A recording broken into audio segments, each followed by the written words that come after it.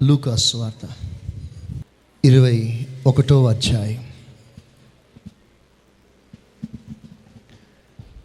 36వ వాక్యం. కాబట్టి మీరు జరగబో వీటి నెలను తప్పించుకొని అందరూ తీయండి.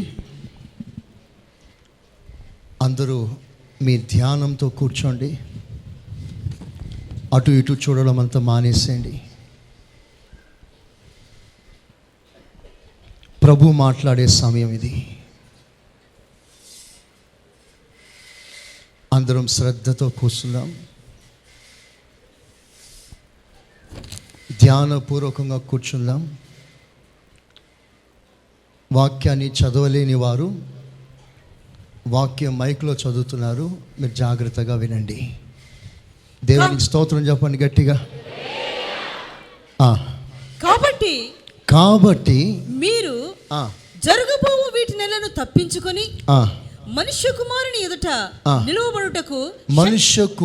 ఎదుట నిలువబడుటకు శక్తి గలవారగునట్లు ఎల్లప్పుడూ ప్రార్థన చేయుచు మెలకువగా ఉండుడని చెప్పాను. ఎల్లప్పుడూ ప్రార్థన చేయుచు మెలకువగా ఉండుడని చెప్పాను. ఎవరు చెప్పాను? యేసయ్య అని చెప్పండి. అందరూ కలిసి చెప్పండి. ఎవరు చెప్పారు? ఈ రోజున సరిగ్గా 20 నిమిషాల నుండి 30 నిమిషాల వరకు ఈ వాక్య పరిచర్య నేను ముగిస్తాను. నిజంగానే ముగిస్తాను. అయితే ఒక శ్రేష్టమైన అంశాన్ని మీకు చెప్పాలని ఆశిస్తున్నాను. ఒక విశ్వాసికి ఊపిరి వంటిది, క్రైస్తవునికి వెన్న ఎముక వంటిది, ప్రియునికి ప్రాణం వంటిది. ప్రభుని నిజంగా ప్రేమించే వారికి ఇదొక ప్రత్యేకమైన అనుభూతి. మనుష్య కుమారుని ఎదుట నిలవబడుటకు మీరు శక్తి గల వారిగా మారునట్లుగా విస్తారమైన సేవ చేయమని రాయబడలేదు. ఆయన ఎదుట నిలుచుటకు ధర్మం చేయమని రాయబడలేదు. ఆయన ఎదుట నిలుచుటకు విరామం లేకుండా తిరుగుమని రాయబడలేదు. ఆయన ఎదుట నిలుచుటకు ఇంకేదో చేయమని రాయబడలేదు. సాక్షాత్తు ప్రభు మాట్లాడుతున్న మాట, నేను వస్తాను ఒకరోజు మీ కొరకు, సదాకాలం మీరు నాతో కూడా ఉండునట్లుగా నేను మిమ్మల్ని తీసుకొని పోవటానికి వస్తాను. ఆమేన్. గట్టిగా హల్లెలూయా. Surely I will come. నేను వస్తాను, మిమ్మల్ని నా దగ్గరకు తీసుకుని వెళ్తాను. నేను వచ్చినప్పుడు నా ఎదుట మీరు నిలుచుటకు మీకు శక్తి కావాలి. బలహీనులు ఎవరు నా ముందు నిలబడలేరు. మీకు శక్తి అవసరం. బోర్న్‌విటా బూస్ట్లో వచ్చే శక్తి కాదు. నేను మీకు శక్తిని ఇస్తాను. ఆ శక్తి పొందటానికి ఒకటే మార్గం. అదేమిటంటే మెలకువ కలిగి ప్రార్థన చేయండి. ఆమేన్. ప్రార్థన జీవితం మనందరికీ ఒక ప్రియమైన అనుభవంగా మారాలని ప్రభు ఆశిస్తున్నాడు. హల్లెలూయా. ప్రార్థన జీవితం మనకు ఒక ఉత్తమమైన అనుభవంగా మారిపోవాలి.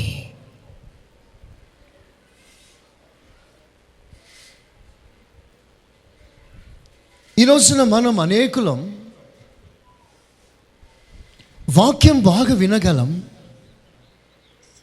ఆరాధించగలం, పాడగలం, కానీ దేవుడు కోరినట్లుగా మనం ప్రార్థన చేయలేం. ప్రార్థన చేస్తాం, కొద్దిసేపు చేస్తాం. దేవుడు ఆశించినంత సమయం ప్రభుత్వంలో మనం గడపలేం. దాదాపుగా ఇక్కడ కూర్చున్న వారందరూ ఒప్పుకోవాల్సిన ఒక బలహీనత ఇది. మీరు అవునన్నా కాదన్నా దేవుడు మీ సమయాన్ని ఆశిస్తున్నాడు. మీ స్వరం ఆయనకు వినబడాలని కోరుచున్నాడు. ప్రార్థన సన్నిధిలో మీ ముఖం ఆయన కనబడాలని ఆశిస్తూ ఈ రోజున దేవుడు తన హృదయాన్ని తెరిచి మీతో మాట్లాడుతున్నాడు. దేవునికి స్తోత్రం. హల్లెలూయా. ప్రార్థన జీవితం లేనిదే మనం ఆయనను ఎంత మాత్రం సమీపించలేమనే సత్యాన్ని దేవుడు చాలా స్పష్టంగా ఇక్కడ మాట్లాడుతున్నాడు. నేను మహిమలో ప్రత్యక్షమైనప్పుడు మీరు నా ఎదుట నిలబడాలి. అలా నిలబడటానికి ప్రార్థన జీవితమే మీకు తగిన శక్తిని ఇస్తుంది. ఆ ప్రార్థన జీవితం ద్వారా మాత్రమే తప్ప మరి ఏ విషయంలో కూడా మీరు నా ముందు నిలబడలేరు. మనకి మాదిరిగా ఉదాహరణగా ఉండటానికి ఒకరోజు యేసుక్రీస్తు తన మహిమలో ప్రత్యక్షమయ్యాడు. అది రూపాంతర కొండ. ఆ మహిమలో ప్రత్యక్షమైనప్పుడు యోహాను, యాకోబు, పేతురు ఆ మహిమ ఎదుట నిలువలేక పడిపోయారు. మహిమలో ప్రత్యక్షపరిచిన ప్రభు ఎదుట ఆ ముగ్గురు సన్నిహితమైన శిష్యులు నిలబడలేకపోయారు. వారు బోర్లో పడిపోయారు. ఈ మహిమను తట్టుకోవడం మా వల్ల కాదు ప్రభు అని చేతులెత్తేశారు. అయితే మనకి మాదిరిగా ఉండటానికి ఏ మహిమ ఎదుట ఈ ప్రియమైన శిష్యులు పడిపోయారో అదే మహిమ ఎదుట మోషే, ఏలియా ఇద్దరు నిలబడి చక్కగా ప్రభుతో మాట్లాడుతున్నారు. దేవునికి స్తోత్రం. హల్లెలూయా. ఎలా మాట్లాడగలుగుతున్నారు వారు? ప్రభుతో అంత సన్నిహితంగా ముఖ పరిచయం కలిగి ప్రభు స్పర్శను అనుభవిస్తూ రాత్రి పగలు ప్రభుతో తిరిగిన వారు నిలబడలేదే? పాత నిబంధనలో పరిశుద్ధులు ఇద్దరు మోషే, ఏలియా నిలబడ్డారే, ఇది ఎలా సాధ్యము అని ఒక్క మాట అడిగితే వారి ప్రార్థన జీవితమే దీన్ని సాధ్యపరిచింది. మోషే సినాయి కొండలో ప్రార్థన పరుడు, ఏలియా కర్మేలు కొండ మీద ప్రార్థన పరుడు. ఇద్దరు మోకరిస్తే వారికి సమయం తెలియదు, రోజులు గడిచిపోతాయి, కానీ ప్రార్థనలోంచి మాత్రం వారు పొరపాటున లేవరు. ఒక్కసారి ప్రార్థనలో మోకరిస్తే వారు ఏ డిస్టర్బెన్స్ వాళ్ళని డిస్టర్బ్ చేయదు, అన్నిటినీ మర్చిపోతారు. అదొక వేరు ప్రపంచంగా మారిపోతుంది వారికి. అది వారి ధ్యాస, వారి ధ్యానం, వారి తలంపులు అన్ని ప్రార్థనలో నిండిపోతాయి. ఒక పాత నిబంధన పరిశుద్ధులు నీతో నాతో సాక్షి మేఘముగా సమూహముగా మనతో మాట్లాడుతున్నారు. వాళ్ళు మోకరించి ప్రార్థన చేసి ఎంతో సమయం గడపగలిగినప్పుడు క్రొత్త నిబంధనలో యేసు రక్తం చేత కడగబడిన మనకి ప్రార్థన మీద ఎంత ధ్యానం ఉండాలో వారిని బట్టి ప్రభు మనల్ని హెచ్చరిస్తున్నాడు. వారికి లేని స్థానాన్ని దేవుడు మనకి ఇవ్వాలని ఆశిస్తున్నాడు. ఆమేనండి. మోషేకు దక్కని స్థానం, ఏలియాకి దక్కని స్థానం దేవుడు నీకు నాకు ఇవ్వాలనుకుంటున్నాడు. అలాంటప్పుడు మన ప్రార్థన జీవితం, మన ప్రార్థన సమయం వారి ప్రార్థన సమయం కంటే మించాలనే ప్రభు ఆశిస్తున్నాడు. బైబిల్లో రాస్తుంది, కడపటి మందిరం యొక్క మహిమ మొదటి మందిరం యొక్క మహిమను మించును అని రాస్తుంది. చేతులెత్తి స్తోత్రం చెప్పండి. చెప్పండి హుషారుగా, చెప్పండి గట్టిగా. కడపటి మందిరంలో మహిమ ఉందంట.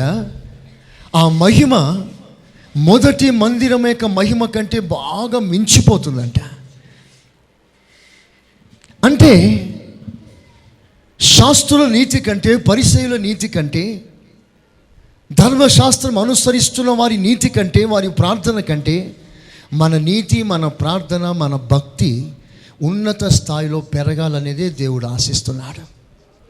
వారికి లేని స్థానం దేవుడు మనకిచ్చాడు. అప్పుడు వారి కంటే శ్రేష్టమైన జీవితం చేయాలని నీలో నుండి ప్రభు ఆశిస్తున్నాడు. విశ్వాసులారా, ఒక ప్రధాన యాజకుడు అతి పరిశుద్ధ స్థలంలోనికి వెళ్ళినప్పుడు ఒక చేతిలో ధూపార్తిని పట్టుకుంటాడు, మరో చేతిలో రక్తాన్ని పట్టుకుంటాడు. ఒక పాత్రలో రక్తం, మరో చేతిలో ధూపార్తిని చేత పట్టుకొని అతి పరిశుద్ధ స్థలంలోనికి వెళ్తే అక్కడ ధూపం వేస్తాడు. ఆ ధూపంతో ఆ అతి పరిశుద్ధ స్థలమంతా కూడా ధూపమయమైనప్పుడు, అంత పొగతో మహిమతో నిండిపోయినప్పుడు 7 మార్లు రక్తాన్ని ప్రోక్షించి ప్రజల కొరకు విజ్ఞాపన చేస్తాడు. అప్పుడు దేవుడు ప్రత్యక్షమై, దేవుడు ఆ అతి పరిశుద్ధ స్థలంలో తన ఎద్దకు వచ్చిన వారితో మాట్లాడుతూ ఉండేవాడు. దేవుడు ప్రత్యక్షం కాక మునుపు ఆ గది అంతా మహిమతో నిండాలి, అంటే ధూపంతో నిండాలి. రేపు మనము ఆయనను కనులారా చూడాలి అంటే ఈ రోజున మన జీవితం అంతా ప్రార్థన ధూపముతో నిండి ఉండాలి. దేవునికి స్తోత్రం. చాలామంది మన జీవితాల్లో, ఇప్పుడు ఆదివారం వచ్చాం, మరలా ఆదివారం తిరిగి వచ్చినంత వరకు వ్యక్తిగతంగా ప్రభు సన్నిధిలో ప్రార్థన చేసేవారు చాలా తక్కువగా ఉన్నారు. దేవుడు బాధపడి మీతో మాట్లాడుతున్నాడు. ఈ రోజున ప్రతి ఒక్కరితో దేవుడు స్పష్టంగా మాట్లాడుతున్నాడు. మీరందరూ కూడా ప్రార్థనలో బాగా అలవాటు పడాలని ప్రభు ఆశిస్తున్నాడు. మీలో చాలామంది ప్రార్థన కూడా మీకు రాదు. 2 మాటలు చెప్పి 3వ మాట 4వ మాట స్తోత్రం స్తోత్రం స్తోత్రంతో లాగిస్తూ ఉంటారు బండిని. మాటలు రావు, పదాలు రావట్లేదు, ఆ వాక్ శక్తి రావట్లేదు. ఎందుకంటే మీరు నలగలేదు ప్రార్థనలో. ఒక దైవ సేవకునిగా, సంఘ కాపరిగా మిమ్మల్ని అందరినీ ఉద్దేశించి నేను మాట్లాడుతున్నాను. మన సంఘంలో ప్రతి విశ్వాసి ఒక ప్రార్థన యోధుడుగా మారాలి. చెప్పండి గట్టిగా, ఆమేన్. విరిగి నలిగిన హృదయంతో ప్రభుని సమీపించి హృదయపు లోతులో నుండి తండ్రి పాదాలు పట్టుకొని 2 మాటలు మీరు మాట్లాడండి. హృదయపూర్వకంగా ఎవరైతే ప్రభు సన్నిధిలో ప్రార్థన చేస్తారో వారి గుండె మండుతుంది. నేను రోజున మీతో మాట్లాడినాను. మీరు ప్రార్థన చేసినప్పుడు మీ గుండెల్లో మంట కావాలి, ఆ మంట ఏర్పడాలి. మత్తులుగా ప్రార్థన చేయకండి. ఏదేదో మనసులో ఆలోచన పెట్టుకొని ప్రార్థన చేయకండి. మనసులో దుఃఖం విచారం పెంచుకొని ప్రార్థన చేయకండి. మీరు హృదయపు లోతులోంచి ప్రార్థన చేస్తే ఆ ప్రార్థన విన్న దేవుడు మీ గుండె లోపలికి దేవుడు మంటను పంపిస్తాడు. ఆ మండుచూ ఉండే కొలది మనం ఇంకా ప్రభు సన్నిధిలో అనర్గళంగా ప్రార్థన చేయగలం. దేవుడు ఒక వాగ్దానం ఇచ్చాడు సంఘానికి. ఏమిటి ఆ వాగ్దానం అంటే, శరీరులందరిపైన, దావీదు సంతానం అందరిపైన నేను విజ్ఞాపన చేయు ఆత్మను కుమ్మరిస్తాను. ఆమేనండి. చెప్పండి గట్టిగా, హుషారుగా ఉండండి. ఈరోజు నేను అనుకుంటాను, ఇంతవరకు నేను ఇచ్చిన మెసేజ్ అన్నింటిలో ఇది ఒక ఉన్నతమైన వర్తమానంగా నేను భావిస్తున్నాను. ఎవరి ఎదుట మనం నిలవబోతున్నామో ఆయన ఎదుట మనం తగిన వారిగా మారాలంటే, ఆయన ఎదుట మనం తగిన శక్తి గల వారిగా మారాలంటే ఆయనకున్న ఆ శ్రేష్టమైన ప్రార్థన జీవితాన్ని మనం కొంచెం ధ్యానపూర్వకంగా ఆయన ప్రేయర్ లైఫ్ని మనం స్టడీ చేస్తాం. యేసు ప్రభు ఈ భూమి మీద ఉన్నప్పుడు, అందరూ వినండి,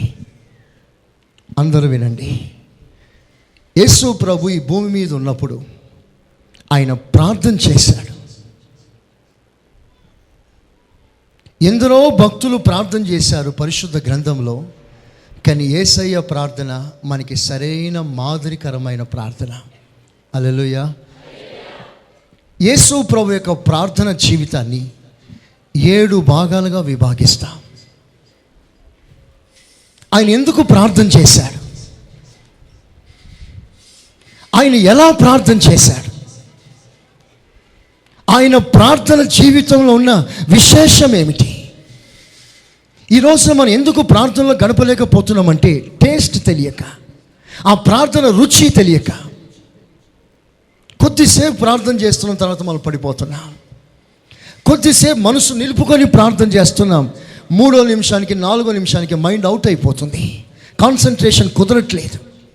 దేని కొరకు నువ్వు ప్రార్థన చేస్తున్నావో ఆ పదాల వైపు నీ మనస్సు నిమగ్నం కాలేకపోతుంది, మైండ్ డైవర్ట్ అయిపోతుంది. ఎక్కడో ఆలోచిస్తున్నావు, నోటితో మాత్రం యేసయ్యా స్తోత్రం స్తోత్రం అంటున్నా. ఇది వాస్తవం మీ జీవితాల్లో. ఫుల్ మైండ్, ఫుల్ హార్ట్, పూర్ణ మనసుతో, పూర్ణ ఆత్మతో, పూర్ణ బలముతో, పూర్ణ హృదయంతో ఏది చేసినా మనం ప్రభు సన్నిధిలో పూర్ణ హృదయంతో చేయాలి.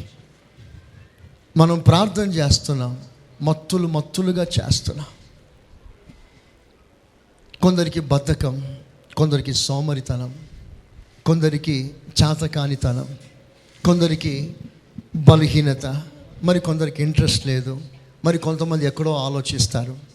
సరిగ్గా సాతాను ఇక్కడే ప్రేయర్ లైఫ్లోనే సరైన దెబ్బ కొడుతున్నాడు. అది మీరు గుర్తించాలి. సరిగ్గా మోకాల మీద ఉండి ఆత్మలో ప్రార్థన చేస్తామంటే అది మన వల్ల కావట్లేదు. ఎందుకు కావట్లేదంటే సాతాను నీ ప్రార్థన జీవితం మీద దాడి చేస్తున్నాడు. నీవు ప్రార్థన జీవితంలో ఓడిపోతున్నావు. ఆయన కోరిన ప్రార్థన నీలో లేదు. ఆయన కోరిన సమయం నీవు ప్రార్థనలో గడపలేకపోతున్నావు. ఏదో కొరత, బలహీనత వలన విరామించుకుంటున్నావు. చేయాలని మనసు ఉంది, చేయలేకపోతున్నావు. ఒక వ్యక్తి, ఒక విశ్వాసి సరైన పూర్ణ మనసుతో, హృదయంతో ప్రార్థన చేస్తే ఆ ప్రార్థన దేవుడు ఒక పోరాటంగా మారుస్తాడు. స్తోత్రం చెప్పండి, చెప్పండి గట్టిగా. ఆ పోరాటంతో ఏం చేస్తారంటే ఆ పోరాటానికి కావలసిన నైపుణ్యత, ఆ శక్తి, ఆ పోరాడే బలాన్ని మన చేతి వేళ్ళకి పోరాటం నేర్పించి సాతాను కట్టిన దుర్గంలను పడద్రోయుటకు మనల్ని శక్తివంతులుగా మారుస్తున్నాడు. చెప్తారా గట్టిగా? ప్రార్థన ద్వారా మన సాతానుతో పోరాడుచున్నాం.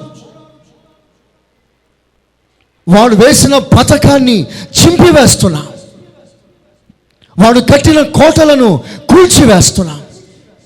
వాడు వేసిన అడ్డుబండల్ని ఎత్తివేస్తున్నాం ప్రార్థన ద్వారా. ఒక వ్యక్తి జీవితంలో ప్రార్థన జీవితం ఎంత ఎక్కువగా అధికంగా పెరుగుతుందో అంతగా సాతాను తన జీవితంలో ఓడిపోతూ ఉన్నాడు. అందరినీ ఏదో కోణంలో పడగొట్టి మిమ్మల్ని దేవుని రాజ్యానికి వారసులు కాకుండా వాడు ఎన్నో ప్రయత్నాలు చేస్తున్నాడు, ఎన్నో రకాల పథకం వేస్తున్నాడు. ఈ పథకాలన్నింటినీ మీరు జయించాలంటే మీకు ప్రార్థన జీవితం అవసరం. మీరు ఎంత ప్రార్థన చేస్తారో సాతానుతో యుద్ధం చేసి అంతగా వానిపై విజయం సాధించగలరు. పోరాటం, ప్రార్థన ఒక పోరాటం. మనం పోరాడుచున్నది మనుషులతో కాదు, అంధకార దురాత్మ సమూహములతో పోరాడుతున్నాం. చేతితో కాదు, ప్రార్థనతో పోరాడుతున్నాం. సాతాన్ని మీద ఓడిపోవాలంటే, వాడు వేసిన ప్లాన్ అంతా చెరిగిపోవాలంటే, ఐతోపియుల ఆలోచనలు తారుమారు కావాలంటే, సాతానిక ప్లాన్లన్నీ కూడా భంగమైపోవాలంటే ప్రార్థన జీవితం నీలో అవసరమై ఉంది. నువ్వు ఎంతో ప్రార్థన చేస్తావో వాని ప్లాన్లన్నీ చెదిరిపోతాయి. దేవునికి స్తోత్రం చెప్దాం గట్టిగా. ప్రార్థన సాతానుతో ఒక పోరాటం. వాడు తన స్వభావం అంతా తీసుకొచ్చి మనలో పెట్టి, ఒక్కొక్క భాగాన్ని తీసుకొచ్చి పెట్టి మనల్ని పరిపూర్ణంగా ఆయనకు సొంతం చేసుకోవటానికి అసెంబ్లింగ్ చేస్తున్నాడు. వాడు హోల్సేల్గా ఒక్కొక్క పార్ట్ తీసుకొచ్చి అసెంబుల్ చేస్తున్నాడు. సాతాను రూపంలోకి, సాతాను సంబంధిగా, వాని రాజ్యంలో ఒక సభ్యునిగా, వాని ప్లాన్లు నెరవేర్చే ఒక సైనికునిగా నిన్ను తన దండులో చేర్చుకోవటానికి ఎన్నెన్నో పథకాలు వేస్తూ ఆయన తన స్వభావాన్ని మీలో అమరుస్తున్నాడు. వాటిని జయించటానికే ప్రార్థన ఆయుధం దేవుడు మనకిచ్చాడు. వాని ప్లాన్, వాని స్వభావం, వాని ఆవేశం, వాని క్రియలు, వాని కార్యాలు మన జీవితంలో భంగం కావాలి. అందుకే మనం ప్రార్థన చేయాలి. దేవునికి స్తోత్రం. చెప్పండి గట్టిగా. అదే సమయంలో ప్రార్థన అనున్నది దేవునితో పోరాటం. యాకోబు దేవునితో పోరాడాడు, ఎపఫ్రా దేవుని సముఖంలో పోరాడాడు. మనమందరం దేవునితో పోరాడుతున్నాం. ఎందుకు అంటే ఆయన స్వభావాలని సంపాదించటానికి, ఆయన లక్షణములన్నీ కూడా సంపాదించటానికి.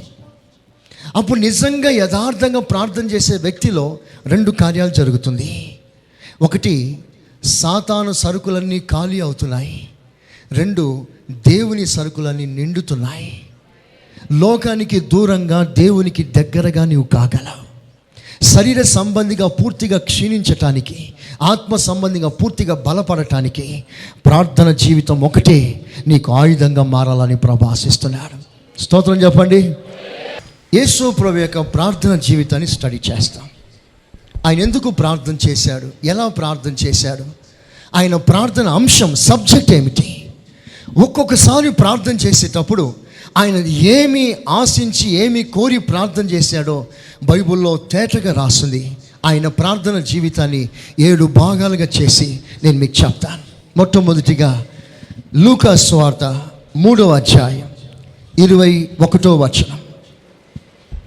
లూకా సువార్త 3వ అధ్యాయం 21వ వచనం. ప్రజలందరూ బాప్తిస్మం పొందిన యేసు కూడా బాప్తిస్మం పొంది ప్రార్థన చేయుచుండగా ఆకాశము తెరవబడి, ప్రార్థన చేయుచుండగా ఆకాశం తెరవబడి పరిశుద్ధాత్మ శరీరాకారముతో పావురం వలె ఆయన మీదికి దిగి వచ్చెను.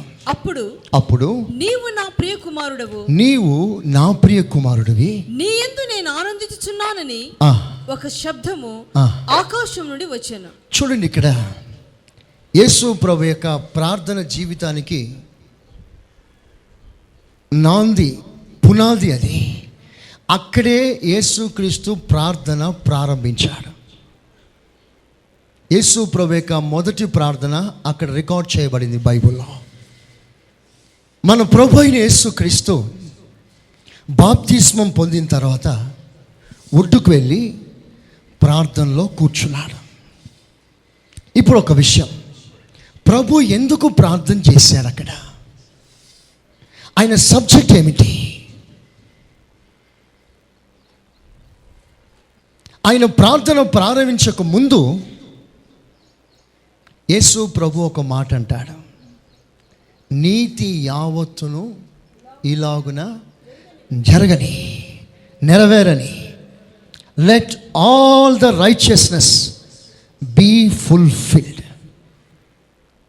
నీతి యావత్తును నెరవేరని అని చెప్పి ఒడ్డులోకి వెళ్ళి ప్రార్థన చేస్తున్నాడు. యేసయ్య, ఏమని ప్రార్థన చేస్తున్నావు నీవంటే, నీతి యావత్తును నెరవేరాలని నేను ప్రార్థన ప్రారంభించాను. స్తోత్రం చెప్పండి, చెప్దాం గట్టిగా.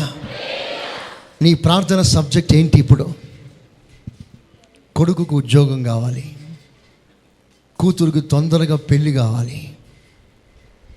మన సబ్జెక్ట్ ఇది. ఎవరింటికి వెళ్ళి ఉపవాస ప్రార్థన చేసినా ముందు ఇవే సబ్జెక్టులు ఉంటాయి. ఆరోగ్యం కొరకు, ఉద్యోగం కొరకు, వ్యాపారం కొరకు, దయ్యములు పోవాలని, ఇంట్లో సమాధానం రావాలని, ఇదే సబ్జెక్ట్ మళ్ళీ ఎప్పుడు మనం అడుక్కునే ప్రార్థనలే. ఇప్పుడు యేసు ప్రభు ప్రార్థన నేర్పిస్తున్నాడు. నీతి యావత్తును నా జీవితంలో నెరవేరాలి కనుక నేను ప్రార్థన చేయాలి. మనమందరం ఎందుకు ప్రార్థన చేయాలంటే, మన జీవితంలో దైవ నీతి నెరవేరాలి. ఆమేనండి, చెప్పండి గట్టిగా, చెప్పండి గట్టిగా. ఇంకో విధంగా చెప్పాలంటే, దేవుని సంకల్పం, దేవుని చిత్తం, దేవుడు మన పట్ల ఏమి అనుకున్నాడో అవి నెరవేరాలి. నీ విషయంలో దేవుడు ఏమి ఆలోచిస్తున్నాడో అది నెరవేరాలి. నిన్ను గూర్చి దేవుడు ఏది ప్లాన్ చేశాడో అది నెరవేరాలి. లేఖనం నెరవేరాలి. నిన్ను గూర్చి దేవుడు తన గ్రంథంలో ఏమి గ్రంథస్థం చేశాడో అది నెరవేరాలి. అది నెరవేరాలంటే నీవు ప్రార్థనలో బలంగా పోరాడాలి. ప్రార్థన చేయకపోతే నీ పట్ల దైవ సంకల్పం ఆగిపోతుంది. వినండి సంగమా, దేవుడు మీకు వాగ్దానం చేశాడు, నిజమే. దేవుడు మీకు ప్రమాణాలు ఇచ్చాడు, నిజమే. ఎన్నెన్నో విషయాలు దేవుడు నీ ద్వారా చేయాలనుకుంటున్నాడు, నిజమే. వాగ్దానం నిజమే. దేవుడు నీకు ఇచ్చిన మాట నిజమే. మాట నెరవేర్చేవాడు ఆయన నిజమే. కానీ నీవు దానికి తగిన ప్రార్థన చేయకపోతే అవి ఏవి నీ జీవితంలో ఫుల్ఫిల్ కాదు, ఏవి నెరవేరదు. వినండి, సౌలుతో దేవుడు అంటున్నాడు, సౌలా, నిన్ను గూర్చి నేను ఏవేవో ప్లాన్లు వేసుకున్నాను, ఏదేదో చేయాలనుకున్నాను. నీ ద్వారా నా రాజ్యాన్ని సుస్థిరమైన రాజ్యంగా చేయాలనుకున్నాను. నాకున్న ఎన్నో ఆలోచనలు రాజ్యంలో అప్లై చేయాలనుకున్నాను. నీ రాజ్యాన్ని స్థిరపరచాలనుకున్నాను, పొడిగించాలనుకున్నాను, నీ రాజ్యాన్ని వ్యాపింప చేయాలనుకున్నాను. కానీ నీవు దానికి తగిన వానిగా లేకపోవడం వల్ల నేను అనుకున్నవన్నీ కూడా నేను క్యాన్సిల్ చేసుకుంటున్నాను. నీ ద్వారా నేను ఏదో చేయాలనుకున్నాను, ఇప్పుడు చెయ్యను అంటున్నాను. చేస్తానన్న దేవుడి ఇప్పుడు చెయ్యను అంటున్నాడు. వాగ్దానం చేసిన దేవుడు ఇప్పుడు క్యాన్సిల్ చేస్తున్నాడు వాగ్దానాన్ని. ఏమిటిది? అనేక సార్లు మీరు అనుకుంటున్నారు, దేవుడు నాకు ఇది చేస్తానని మాట ఇచ్చాడు, ఇంతవరకు జరగలేదు ఏంటి అని మీరు ప్రభుని ప్రశ్నిస్తున్నారు. ఆ ప్రశ్న ప్రభుని కాదు అడగాల్సింది, నీ మనస్సాక్షిని అడుగు, నీ ప్రార్థన జీవితాన్ని అడుగు. 70 సంవత్సరాల తర్వాత చెరలో నుంచి నేను ఇశ్రాయేలు బాబిలోను చెర నుంచి విడిపిస్తానని ప్రభు ప్రమాణం చేశాడు, మాట ఇచ్చాడు. 70 సంవత్సరాలు గడిచింది, ఇంకా బయటికి రావట్లేదు. 70 సంవత్సరాల వరకే పెడతానన్నావు కదా, 70 సంవత్సరాల తర్వాత విడిపిస్తావు అన్నావు కదా, ఇంకెందుకు విడుదల పొందలేదు? 70 years అయిపోయింది కదా, ఎందుకు వారికి ఇంకా లిబర్టీ రాలేదు? దీని కొరకు ప్రార్థన చేసేవారు లేరు. డానియల్ గుర్తించాడు, లేఖనాలని గ్రహించాడు, ప్రార్థన ప్రారంభించాడు, ఉపవాస ప్రార్థన. అతని ప్రార్థనను ఆధారం చేసుకొని ఇశ్రాయేలులను దేవుడు విడిపించాడు. ఆమేన్, హల్లెలూయా. దేవుని బిడ్డలారా, నశించిపోయే ఆత్మల్ని రక్షిస్తానని మాటిచ్చాడు. ఈ ప్రాంతంలో అంతా కదిలిస్తానని మాటిచ్చాడు. ఈ ప్రాంగణాన్ని ఇంకా విస్తారంగా మనం పెంచుతాడు. మనం కూర్చున్న వారి కంటే సంఖ్య విస్తారంగా రాను రాను పెరుగుతుంది. మన సంఘం ఈ ప్రాంతంలో సరిపోదు, విస్తారమైన స్థలం మనకు అవసరం. ఇంకా వేల కొలది ఆత్మలు ఈ ప్రాంగణంలో ప్రభుని ఆరాధించాలి. ఇందుకు తగిన ప్రార్థన పరులు మన మధ్యలో లేవాలి. ఈ భారాన్ని అందరూ పంచుకోవాలి. ఒక్కొక్క విశ్వాసి ఒక్కొక్క ప్రార్థన విజ్ఞాపన కర్తగా మారాలి, ఆయనకు జ్ఞాపకం చేయాలి. మనం విశ్రమించకుండా మనం పోరాడాలి. ఈ ప్రార్థన మనకు లేకుండా ఏదో మనం ఆదివారం టు ఆదివారం వచ్చి వాక్యం విని వెళ్ళిపోయే విశ్వాసి అయితే నీవు ప్రభుకి ఎలాంటి ఉపయోగకరంగా నీవు లేవు అనే సంగతిని మర్చిపోవద్దు. ప్రార్థన చేసే వారిలో శామ్యూల్ ఉన్నాడు, ప్రార్థన చేసే వారిలో మోషే ఉన్నాడు. ఆ ప్రార్థన లిస్టులో వాళ్ళు ఉన్నారంట. నీవు ఉన్నావా ప్రార్థన లిస్టులో? కోరుకోండి సంఘమా, కోరుకోండి, నా పేరు ప్రార్థన లిస్టులో ఉండాలని కోరుకోండి. ప్రతిరోజు 2-3 విజ్ఞాపన ప్రార్థన కొరకు విశ్వాసుల పేర్లు రాస్తున్నాం. ఒకవేళ మీ పేరు ఇంతవరకు చదవలేదు అనుకోండి, అబ్బా నేను బ్రతికిపోయినాను అనుకుంటున్నారా? నా పేరు తెలియకుండా ఉండడమే మంచిది అనుకుంటున్నారా? స్వతహాగా మీరు వచ్చి మీ పేర్లు ఇచ్చి ఉపవాస ప్రార్థనలో మీరు గడపండి. దేవునికి స్తోత్రం, హల్లెలూయా. 2 రోజులు సెలవు పెట్టండి. ఆయన సన్నిధికి వచ్చి మోకరించి ప్రార్థన చేయడం మీరు నేర్చుకోండి. మీకు పెద్దగా అలవాటు లేదనుకోండి, కూర్చోండి, ప్రభు సన్నిధిలో కూర్చోండి, కనికరం కొరకు వేడుకోండి. ప్రభా నీవు ప్రార్థన ఆత్మ ఇస్తే తప్ప నేను ఎలా ప్రార్థన చేయగలను ప్రభుని అడగండి. ప్రభు ప్రార్థనాత్మ కుమ్మరించాడా, ఇక మనకి టైం అక్కర్లేదు. దేవునికి స్తోత్రం, హల్లెలూయా. ఇక ముగింపు టైమే మనకు అవసరం లేదు. మనం ఎంతో ప్రార్థన చేయగలమంటే ప్రజలకు డౌట్ వచ్చేస్తుంది, నిజంగానే ప్రార్థన చేస్తున్నాడా, ఇంతసేపు ఏం చేస్తున్నాడు ఈయన అని డౌట్ వచ్చేస్తుంది. దేవునికి స్తోత్రం చెప్తా. హల్లెలూయా, హల్లెలూయా, హల్లెలూయా, హల్లెలూయా. ఒకటి వాస్తవం, నేను లేఖనం నెరవేర్చాలి, ఇదే నా దాహం. యేసు ప్రభు చివరిగా లేఖనమంతా నెరవేర్చి సమాప్తము అని ముగించాడు తన జీవితాన్ని. మరి నీవు లేఖనం నెరవేరుస్తున్నావా? దైవ చిత్తాన్ని నెరవేరుస్తున్నావా? నీతి యావత్తును నెరవేరుస్తున్నావా? చూడండి, నీతి యావత్తును నెరవేర్చాలని ప్రార్థన ప్రారంభించాడు. వెంటనే దేవుడు తన ఆత్మ చేత నింపాడు. స్తోత్రం చెప్పండి. ఓ దేవుని యొక్క బలమైన అభిషేకం ప్రభులోకి దిగి వచ్చింది. ఆ తర్వాత ఆకాశం తెరవబడింది. ఆ తర్వాత ఈయన నా ప్రియ కుమారుడు అని ప్రభువును గూర్చి తండ్రి సాక్ష్యం ఇస్తున్నాడు. అంటే ప్రార్థన జీవితం తండ్రికి ప్రియునిగా మారగలిగిన జీవితం, తండ్రి హృదయాన్ని వశపరచగలిగిన జీవితం, తండ్రి యొద్ద నుంచి ఒక సాక్ష్యాన్ని పొందగలిగిన జీవితం, ప్రార్థన జీవితం, పరలోకాన్ని తెరిచే జీవితం. స్తోత్రం చెప్పండి గట్టిగా, చెప్తాం గట్టిగా. యేసయ్య ప్రార్థన చేశాడు, పరలోకం తెరవబడింది. ప్రార్థన పరలోకాన్ని తెరిచే తాళపు చెవి వంటిది. ప్రార్థన మూయబడిన ప్రతి ద్వారాన్ని తెరిచే తాళం వంటిది. ప్రార్థన ఆగిపోయిన ఫైళ్ళన్నిటినీ మూవ్ చేయగలిగిన వంటిది. దేవునికి స్తోత్రం. ప్రార్థన జీవితం ఆగిపోయిన నీ ఉద్యోగానికి క్రొత్తగా ప్రోత్సాహం కలిగించగలిగినదే ప్రార్థన జీవితం. ప్రార్థన ద్వారా దేవుడు ఏదైనా చేస్తాడు. ఇంతకీ యేసు ప్రభుకి ప్రార్థన ఎందుకు చేయాలి? ఒక్క మాట చెప్పమంటారా? అసలు ప్రభుకి ప్రార్థన చేయవలసిన అవసరమే లేదు. ప్రభుకి ప్రార్థన చేయవలసిన అవసరమే లేదు. ఆయన దేవునితో సమానంగా ఉన్నాడే,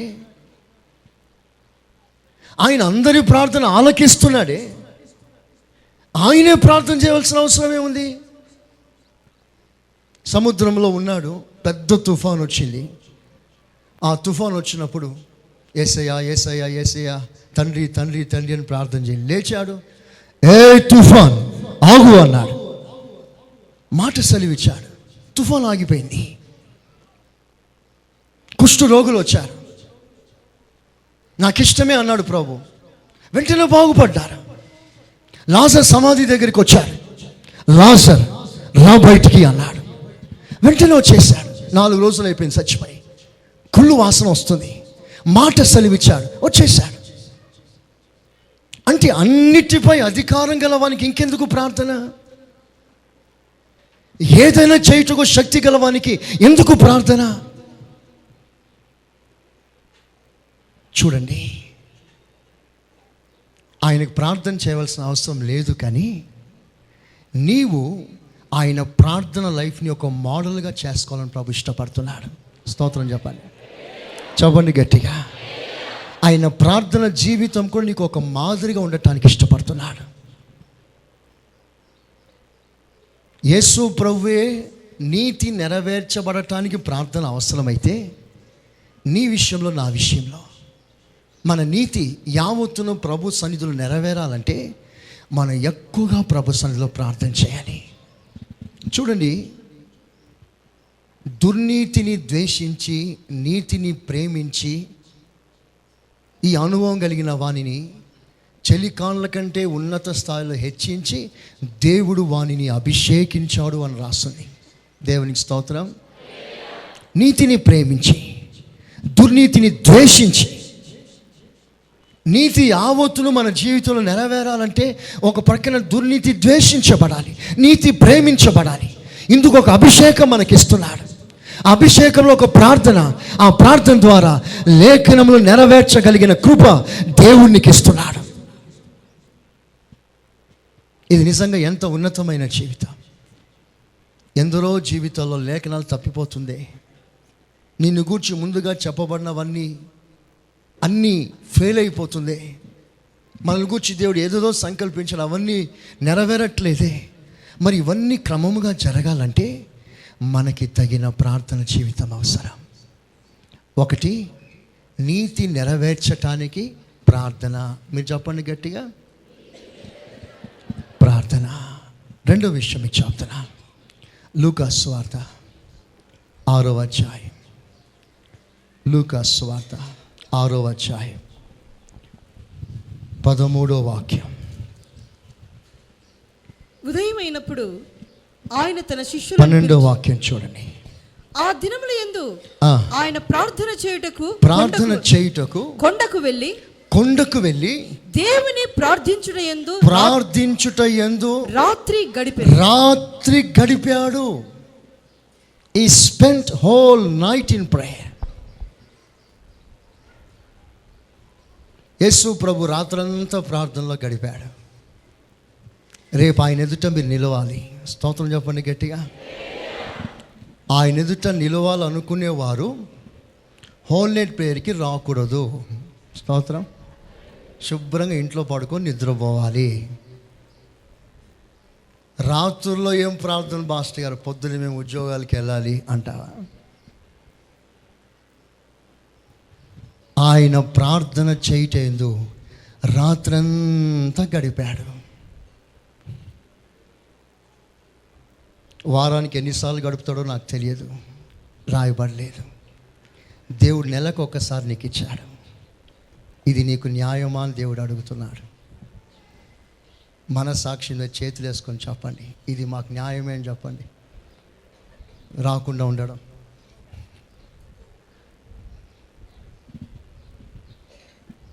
ఎప్పుడు రాత్రి ప్రార్థన? ఎప్పుడు? శుక్రవారమా? 31 రాత్రి 10 గంటలకి హోల్ నైట్ ప్రేయర్. నెలకు ఒక్కసారి. ఇక్కడ ప్రతిరోజు హోల్ నైట్ జరుగుతుంది. ప్రతిరోజు మిమ్మల్ని పిలవట్లేదు. 31వ తారీఖు ఒక్కరోజే మీకు అవకాశం. పాస్టర్ గారు మిగతా రోజుల్లో మేము రాకూడదా, ఒకటే రోజు రమ్మంటున్నారేంటి అని మీరు అడిగితే మీరు రోజు రావచ్చు. కానీ 31వ తారీఖు మాత్రం మీరు మర్చిపోకండి. అది థ్యాంక్స్ చెప్పటానికి. నెలంతా ప్రభు నిన్ను కాపాడినాడు కదా, నీ అవసరాలన్నీ తీర్చాడు కదా, నీ బలహీనతలను తొలగించాడు కదా, నీ వ్యాధిని స్వస్థపరిచాడు, నీకు అన్నం పెట్టాడు. నువ్వు పడుకొని నిద్రపోయినప్పుడు ఏ విష జంతు నీ మీదికి రాకుండా ఆయన కళ్ళు తెరుచుకొని నిన్ను కాపాడాడు. ఆయన నిద్ర లేదు ఆయనకి, నువ్వు నిద్రపోయావు. నిన్ను కాపాడుట ఆయన కునుకలేదు. కునుకక నిద్రపోక నిన్ను కాపాడిన దేవునికి నెలంతా నిద్రపోయావే, ఒక్కరోజు నిద్ర మానుకొని ప్రభుకి థ్యాంక్స్ చెప్పలేవా నీవు? మన హృదయం ఎలాంటిదో చూసారా? ఒకసారి మీ హృదయాన్ని చూసుకోండి. ఎంతటి హృదయం మనది. నిజంగా ఈ విషయం ఆలోచిస్తే అన్గ్రాటిట్యూడ్, కృతజ్ఞత లేని వారం మనం. ఇంతగా నువ్వు నా కొరకు చేశావు, ఒక్క రాత్రి నీ కొరకు గడపలేకపోతున్నాను ప్రభా. కృతజ్ఞత లేని వాడిని నేను. యేసయ్య రాత్రంతా ప్రార్థనలో గడిపాడు. రాత్రంతా ఏం ప్రార్థన చేశాడు చెప్తున్నాను, జాగ్రత్తగా వినండి. ఆ రాత్రంతా ప్రార్థన చేశా. ఆయన సబ్జెక్ట్ ఏంటి? ఏ విషయంలో అంత రాత్రంతా ప్రార్థన చేయగలిగాడు? ఇప్పుడు చూడండి, ఒక దైవికమైన నడిపింపు కొరకు, దైవికమైన ఆలోచన తనలో రావటానికి రాత్రంతా ప్రార్థనలో గడిపాడు. Hall night. ఎందుకు ప్రభు నువ్వు రాత్రంతా ప్రేయర్లో గడిపావంటే, నాకు సరైన నడిపింపు కావాలి. రాత్రంతా గడిపాడు. ఉదయకాలం అయింది, కొండ దిగి వచ్చాడు. అనేకమైన శిష్యులు ఆయనకున్నారు. వారందరినీ పిలిచాడు. అందరూ రండి నా దగ్గరికి. అందరూ వచ్చారు. అప్పుడు దేవుడు ప్రభు వారి దగ్గరికి వెళ్ళి ఒక్కొక్కరిని పాస్ చేస్తూ నడిపింపు రాగానే ఒకరి మీద చేయి పెడతాడు, వాని ఇటువైపు తీసుకుంటాడు, ఇంకా ముందుకు వెళ్తాడు. ఇంకొకడు అక్కడ ఉన్నాడు, వాని మీద చేయి పెడతాడు, తనను తీసుకుంటాడు. అలాగున 12 మందిని ఏర్పాటు చేసుకున్నాడు ఆ ఉదయకాలం. అక్కడ ఉన్నవాళ్ళు 12 మంది కాదు, చాలామంది ఉన్నారు. 16వ వాక్యం 13వ వాక్యం చూడండి. ఉదయమైనప్పుడు ఆయన తన శిష్యులను పిలిచి, శిష్యులను ఎంతమందో కాదు, చాలా మంది ఉన్నారు అక్కడ. శిష్యులను పిలిచి వారిలో 12 మందిని ఏర్పాటు చేసుకున్నాడు. ఇప్పుడు జాగ్రత్తగా వినండి. యేసయ్య ఎందుకు ప్రార్థన చేశాడు? ఆయన ప్రార్థన జీవితంలో ఉన్న ఆంతర్యం ఏమిటి అంటే ఒక నడిపింపు. ఇప్పుడు దేవుని యొక్క ప్రణాళిక ఏమిటో తెలుసా? సువార్త అనేది యెరూషలేం ఒకటే కాదు సువార్త ప్రకటించబడవలసింది, బూది గంతముల వరకు సువార్త ప్రకటించబడాలి. ఆమేన్. ప్రపంచమంతా సువార్త వినబడాలి. అలా వినబడాలి అంటే ఆ సమయంలో ప్రభుకి ఒక స్పష్టమైన, ఒక తేటైన నడిపింపు అవసరమై ఉంది. ప్రపంచమంతా సువార్త ప్రకటించడానికి పునాది వేస్తున్న సమయం అది. ప్రపంచ సువార్త ప్రకటించడానికి పునాది వేస్తున్న సమయం ఆ రాత్రి. అందుకే రాత్రంతా ప్రార్థనలో గడిపి ఉదయకాలం లేచి ఆయనకున్న శిష్యులు అనేకులలో 12 మందిని ఏర్పాటు చేసుకొని ఆ 12 మందికి అపోస్తులని పేరు పెట్టి వారి ద్వారా ప్రపంచమంతా సేవ వ్యాపించేటట్లుగా దేవుడు చేశాడు. చప్పట్లు కొట్టండి గట్టిగా. హల్లెలూయా. శబ్దం గట్టిగా. హల్లెలూయా. నీవు నేను ఎందుకు ప్రార్థన చేయాలంటే ఒక రైట్ యాక్షన్ తీసుకోవటానికి, to take a good decision, right decision, సరైన నిర్ణయం తీసుకోవాలి. సరైన నడిపింపు మనకు రావాలి. అది సేవకులకైనా విశ్వాసులకైనా. మీరు ఒక పని చేయబోతున్నారు, దానికి ఒక నడిపింపు మీకు అవసరం. మీ ఎదుట ఒక కష్టతరమైన పరిచర్య ఉంది, దానికి ఒక నడిపింపు అవసరం. ఈ నడిపింపు కొరకే రాత్రంతా ప్రభు ప్రార్థనలో గడిపాడు. స్తోత్రం చెప్పండి గట్టిగా. హల్లెలూయా. ఇలాగూ మనం ప్రార్థన చేయకయే తీర్మానాలు చేసుకొని తప్పిపోతున్నాం, రాంగ్ స్టెప్స్ వేస్తున్నాం, రాంగ్ డిసిషన్స్ తీసుకుంటున్నాం. ఈ రోజున అనేక రకాల డిసిషన్స్ తీసుకొని ఫెయిల్ అయిపోతున్నారు. ఎందుకంటే ఆ డిసిషన్ వెనుక ప్రార్థన లైఫ్ లేక, ప్రేయర్ లైఫ్ లేక. ఎంతోమంది సేవకు వస్తారు, సేవయే సావు అనుకొని వస్తారు, త్వరలోనే అభ్యంతర పడతారు, సేవను విడిచిపెట్టి వెళ్ళిపోతారు. ఏమైంది అంటే వాళ్ళ డిసిషన్ వెనుక ప్రార్థన జీవితం తక్కువైంది. ఎందరో విశ్వాసులు ప్రభు సన్నిధికి వస్తున్నారు, చిన్న సమస్య రాగా ఆ సమస్యని ట్యాకిల్ చేయడానికి రాంగ్ స్టెప్ వేస్తున్నారు, జీవితం భంగమైపోతుంది, ప్రభుని విడిచిపెట్టి వెళ్ళిపోతున్నారు. ఎందుకు? There is no prayer life. ప్రార్థన జీవితం లేదు. ఆ నిర్ణయం వెనుక, ఆ డిసిషన్ వెనుక అనేకులు ఇలాగనే ఉంటున్నారు. తొందరపడి ఏదో నిర్ణయం తీసుకుంటున్నారు. ఆ నిర్ణయంలో ప్రార్థన సపోర్ట్ లేదు. ఆ నిర్ణయం ప్రార్థనలో నానింది కాదు, బలపడింది కాదు. నిర్ణయం ఫెయిల్ అయిపోతుంది. విశ్వాసులారా, ప్రార్థన జీవితం ఎంత అవసరమో ఒకసారి మీరు ఆలోచిస్తున్నారా? ఏదో ఒక డిసిషన్ మనం తీసుకోవాల్సింది, కానీ సరైన నిర్ణయం తీసుకోవాలి. ఆ సరైన నిర్ణయం తీసుకోవటానికే ప్రార్థన నీకు సరైన వివేచన ఇస్తుంది, సరైన నడిపింపు ఇస్తుంది. ఏం చేయాలో అర్థం కాని పరిస్థితులు నీకు వస్తాయి. మొర్దెకై ఉన్నాడు. మొర్దెకై ప్రార్థన పరుడు. రాజగుమ్మంలో కూర్చున్నాడంటే లేవడిక. మనమంతా రారాజు గుమ్మంలో కూర్చోవలసిన వారు. మొర్దెకై రాజుగుమ్మంలో కూర్చొని ఒకరోజు ఒక నిర్ణయం తీసుకోవాల్సి వచ్చింది. ఏమిటా నిర్ణయం అంటే, ప్రజలందరికీ మరణశిక్ష విధించబడింది. ఆ మరణ శిక్షలోంచి ప్రజలు తప్పించాలంటే తన కూతుర్ని బలిపీఠం మీద పెట్టాలి. తన కూతురు చావుకు అప్పగించాలి. ఏ తండ్రి చేయగలడు ఆ పని? ఏ తల్లి చేయగలదు ఆ పని? తన కూతుర్ని బలిపీఠం మీద పెట్టి ప్రజల క్షేమాన్ని ఆశించే విశాల హృదయం కలిగిన తల్లి ఎవరు? తండ్రి ఎవరు? ప్రతి వారు స్వార్థపరులై తమ పిల్లల్ని కాపాడుకోవడానికి ప్రయత్నం చేస్తున్న రోజుల్లో, నా బిడ్డ, నా కొడుకు, నా కూతురు నేను బలిపీఠం మీద పెడతాను. ఈ బలి మూలముగా అనేక ప్రజలకు నా పిల్లలు ఆశీర్వాదం ఉండాలని ఆశించి సమర్పించగలిగిన తల్లులు, తండ్రులు, వారి జీవితాలు ధన్యమైనవి. స్తోత్రం చెప్తాం గట్టిగా, హల్లెలూయా. మొర్దెకై ఒక మంచి నిర్ణయం తీసుకున్నాడు. నా ప్రజలు బ్రతకాలి, అందుకు నా కూతురు చచ్చినా పర్వాలేదు అనుకున్నాడు. అందుకే కూతురు దగ్గరికి వెళ్ళాడు. కూతురా, ఇదిగో ప్రజల పరిస్థితి ఇలాగుంది. వాళ్ళందరికీ మరణ వాంగ్మూలం సిద్ధమైపోయింది. మరణ పత్రం సంతకం చేయబడ్డది. వారందరూ చావాలి. వారు చావకుండా ఉండాలంటే నీవు చావుకు తెగించాలి. నువ్వు భయపడవతో నువ్వు వెళ్ళి బలిపీఠం మీద పెట్టబడవు. వెళ్తే సస్తానేమో పర్వాలేదు, నువ్వు చచ్చినా పర్వాలేదు. ఒక మాట చెప్పేసాయి, నీ సాక్రిఫైస్ ద్వారా, నీ చావు మూలంగా ప్రజలు బ్రతుకుతారని నడిపింపు నాకు వచ్చింది. ప్రార్థన ద్వారా నేను నీకు చెప్తున్నాను, టేక్ యాక్షన్. ఒక నిర్ణయం తీసుకున్నాడు, ఒక డిసిషన్ తీసుకున్నాడు. త్రూ ప్రేయర్, ప్రార్థన ద్వారా అది సఫలమైంది. ఎస్తేరు కాపాడబడింది, ప్రజలందరూ కాపాడబడ్డారు. చప్పట్లు కొట్టండి గట్టిగా. దేవునికి స్తోత్రం, హల్లెలూయా, హల్లెలూయా.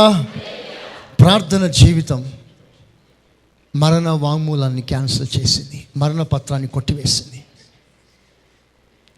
మనకు ఒక మంచి నడిపింపు కావాలి. ఆ నడిపింపు కొరికే మనం ప్రార్థన చేసుకోవాలి.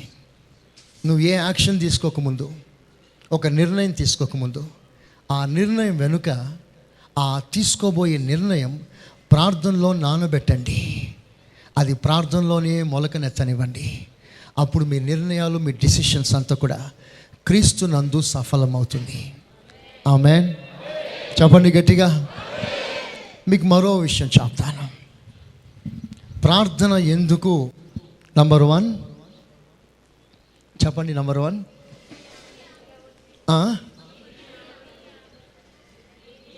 నీతి యావత్తును నెరవేరుటకు ప్రార్థన. మన ప్రార్థనకి మరో కారణం, to open the blinded ice. ఈ యుగ సంబంధమైన దేవత అనేకుల మనోనేత్రాలు గుడ్డితనం కలగజేశాడు. వాడు మూసిన కన్నులను నీవు ప్రార్థన ద్వారా తెరవాలి.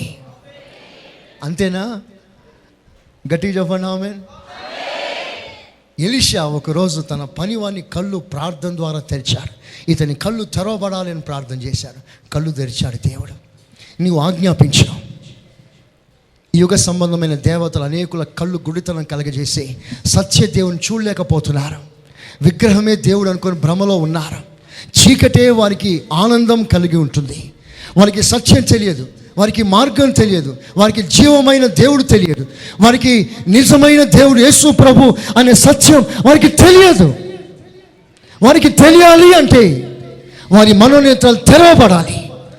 వారి మనోనేత్రాలు తెరవబడాలంటే నీవు ప్రార్థన చేయాలి. అది నీ మీద ఆధారపడింది. దైవజనుడు పౌలు రాస్తాడు, మీ మనోనేత్రాలు తెరవబడినట్లుగా నేను తండ్రి యొద్ద మోకాలు నీ ప్రార్థన చేస్తున్నాను అన్నాడు. విశ్వాసులారా, మనం ఎందుకు ప్రార్థన చేయాలంటే, people should have the revolution of our Lord Jesus Christ. People should know, all the Gentiles should know who the lord is. నిజమైన దేవుడు, రక్షకుడు ఎవరు తెలుసుకోవాలి. అట్ ద సేమ్ టైం సంఘములో ఆయన పరిపూర్ణత తెలుసుకోవాలి. ఆయనను కూర్చున్న ప్రత్యక్షత తెలుసుకోవాలి. ఎపప్రా సంఘములో సంఘ పరిపూర్ణత కొరకు పోరాడుతున్నాడు. మనమంతా ఎందుకు ప్రార్థన చేస్తున్నామంటే ఆయనను కూర్చున్న సరైన ప్రత్యక్షత మనకు అవసరం.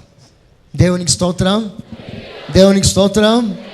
ఆయన శాంతము గలవాడని నువ్వు తెలుసుకోవాలి. నీ కోపాన్ని, ఆవేశం ఉంచుకోవాలి. ఆయన ప్రేమ గలవాడని తెలుసుకోవాలి. నీ ద్వేషాన్ని మూటకట్టి పక్కన పెట్టాలి. ఆయన దీర్ఘ శాంతం గలవాడని తెలుసుకోవాలి. నీ షార్ట్ టెంపర్ని తీసి పక్కన పెట్టాలి. ఆయన స్వభావం తెలుసుకొని నీలో ఉన్న కొరతలను ఎత్తి తీసి బయట పాడేయాలి. ఆయనను కూర్చున్న ప్రత్యక్షత కలగటానికి మనం ప్రార్థనలో గడపాలి. దేవునికి స్తోత్రం. హల్లెలూయా. మరో వాక్యం మీకు చూపిస్తాను. అదే లూకా సువార్త 19వ అధ్యాయం, అదే 9వ అధ్యాయం 28వ వాక్యం. ఈ మాటలు చెప్పినది మొదలుకొని రమారమి 8 దినములైన తరువాత ఆయన పేతురును యోహానును యాకోబును వెంట పెట్టుకుని ప్రార్థన చేయుటకు ఒక కొండ ఎక్కాను. ప్రార్థన చేయటానికి కొండ ఎక్కాడు. ఆయన ప్రార్థించుచుండగా ఆయన ముఖ రూపము మారిను, దైవత్వాన్ని వ్యక్తపరచాడు. ఇప్పుడు అందరూ వినండి. యేసు ప్రభు ఎందుకు ప్రార్థన చేశాడు అంటే to show the divine nature, the divinity. Yesu ప్రభు ప్రార్థన చేయటానికి మరో కారణం దైవత్వాన్ని వ్యక్తపరచటానికి. ఇప్పుడు వినండి, మనమందరం ఎందుకు ప్రార్థన చేయాలి అంటే మనలో నుండి దైవత్వం బయలుపడాలి. ఆమేనండి, ఆమేన్. మన మాటల్లో దైవ శక్తి రిలీజ్ కావాలి. We must manifest our Lord Jesus in all our ways, in everything whatever we do. We are here to manifest our Lord Jesus. Yesu ప్రభుని వ్యక్తపరచుట. ప్రార్థన ఎందుకు చేస్తున్నామంటే ప్రభుని బయలుపరచటానికి, టు రివీల్ ద లార్డ్, ప్రభుని ప్రత్యక్షపరచటానికి, దైవత్వాన్ని వ్యక్తపరచటానికి. This is glorious prayer life. ఇది ఒక మహిమకరమైన ప్రార్థన జీవితం. నిజంగా ఎంతసేపు నువ్వు ప్రభులో గడుపుతావో అంత దైవికంగా నీ స్వభావం మారుతుంది. ప్రజలు దేవుని నీలో చూస్తారు. ప్రజలు నీలో ఆ దైవత్వాన్ని, ఆ శాంతిని, ఆ ప్రేమని, ఆ దైవ గుణాలను నీలో చూడగలరు. ప్రజలు నిన్ను చూసి ప్రజలు ఆనందిస్తారు. నీ మాట వినటానికి ప్రజలు వేగిర పడతారు. ఏదో తెలియని సంతోషం అతనిలో నాకు దొరుకుతుంది అని ప్రజలు నీ దగ్గరికి వస్తారు. స్తోత్రం చెప్పండి గట్టిగా. Number 5, to reveal the godliness, the godly nature, the divine natures. మనము ప్రభుని వ్యక్తపరచాలి. మనం ఆయన పత్రికలం, మనం ఆయన ధరించిన వారం. ప్రజలు మనలో ఉన్న దేవుని చూడనిస్తాం. అలాగున మనం ప్రభుని మన హృదయంలో ప్రతిష్ఠించుకుందాం. ఆమేన్. Number 6, 11వ అధ్యాయం మొదటి వాక్యం, 11:1. లూకా సువార్త 11:1. ఆయన ఒక చోట ప్రార్థన చేయుచుండెను. ప్రార్థన చాలించిన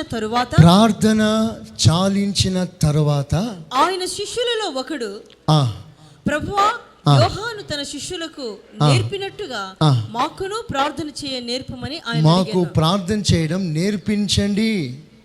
బ్రదర్, నా వైపు చూడండి ఒకసారి. యేసు ప్రభు ప్రార్థన చేస్తున్నాడు. ప్రార్థనలో లీనమైపోయాడు. ఆయన చూస్తున్నప్పుడు ఆ ప్రార్థన టేస్ట్ ఈ శిష్యులు గ్రహిస్తున్నారు.